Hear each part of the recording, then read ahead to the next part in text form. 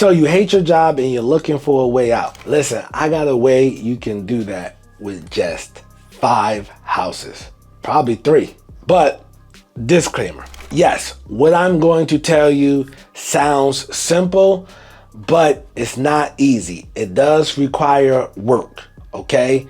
If you want to be successful in life, you have to be willing to work. And for those who are willing to do the work, this will provide predictable, sustainable income. All right, so this strategy is known as the communal strategy, the room rental strategy. They were formerly known as boarding houses, but boarding houses has such a ugly sound to it. I don't call them that. And if you step into my properties, you will see why I do not call them that. But what I'm going to do is I'm going to break down this strategy so that you will understand it. All right. First things first, you want to check with your city ordinance, all right, to see if this is allowed or not. How many unrelated people can you have living in one property? All right. You can call your zoning department. They should know.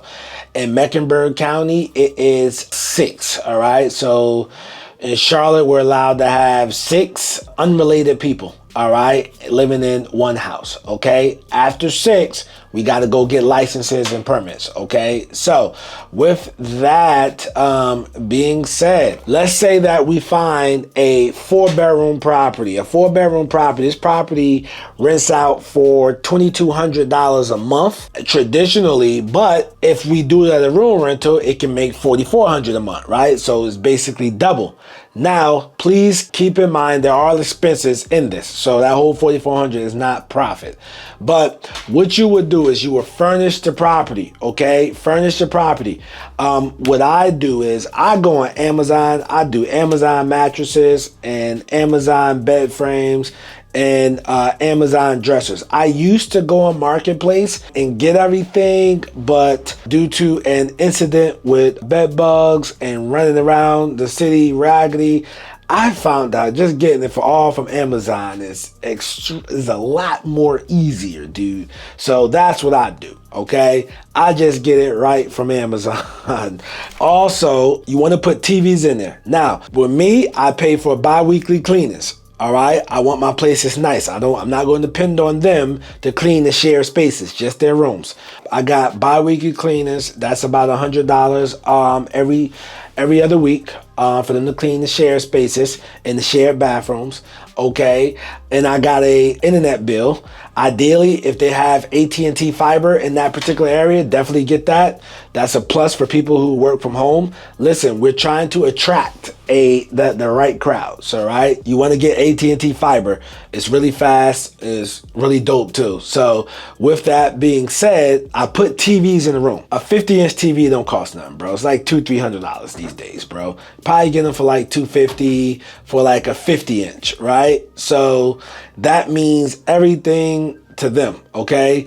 To have this big TV they can play games on or watch TV, whatever the case may be, all right? So I do that, right? So I put the TVs in there, I furnish it out. Now, as far as the couch, I do go to Marketplace for the couch and try to look for a couch for $200, definitely less for $300, all right? I try to look for a couch and get that. Sometimes I gotta get it clean, sometimes I don't, all right?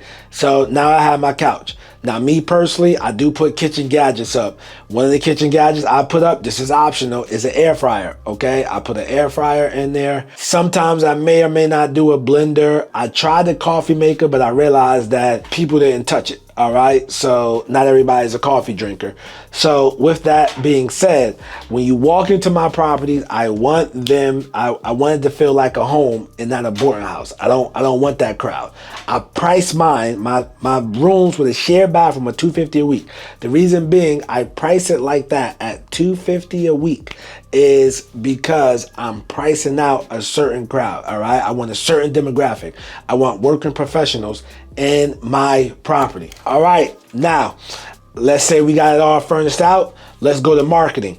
Where do we market at? We're going to market on Craigslist. I'm old school. Craigslist works, believe it or not. We're going to market on Facebook Marketplace. They have sites like roomies.com.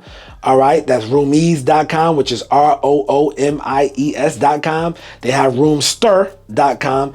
Sites like these, you're gonna market them as well. All right. Then once I market it, once I start to get applications in, I screen the applications, I run background checks. My places are co-ed. So being that my places are co-ed, both male and female, there's no felonies allowed. All right. So with that being said, once I get the applications, once they get approved, from there, I set them up on an app and they pay me through the app.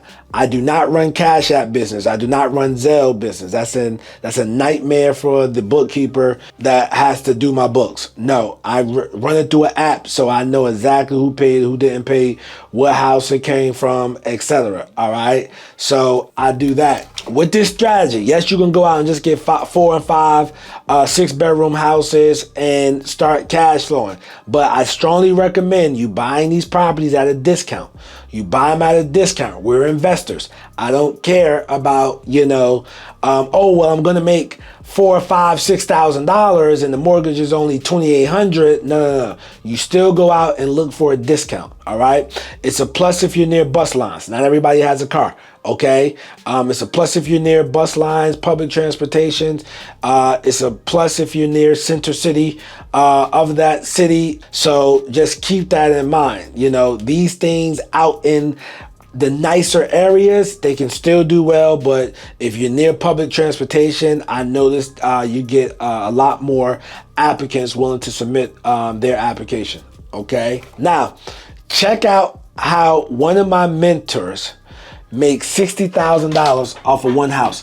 I'm Nasser, aka the real estate guru. I'm not a guru, I'm a guru because I actually do this business. Peace.